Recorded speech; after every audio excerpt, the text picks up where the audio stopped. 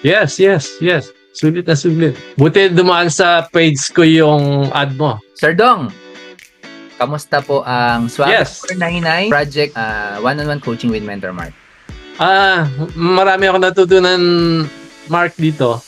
Kasi, gaya nga na sinasabi ko sa'yo, zero knowledge ako when it comes to Facebook ads. Ang alam ko lang, click, browse, scroll lang ng personal page ko. And makakatulong ito kasi sa trabaho ko, sa business ko, like my real estate business. So hopefully matapos natin ito para mag-start na ako ng new journey. Sulit naman ba yung binayad mo sa akin na 499 mo? Yes. Sulit na sulit.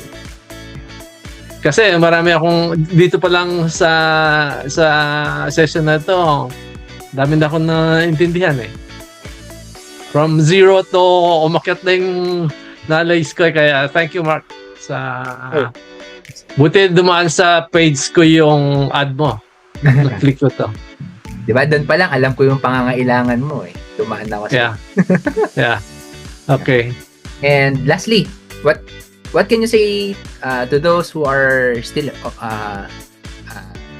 what can you say to those people who are inquiring and not yet and have not decided yet to enroll?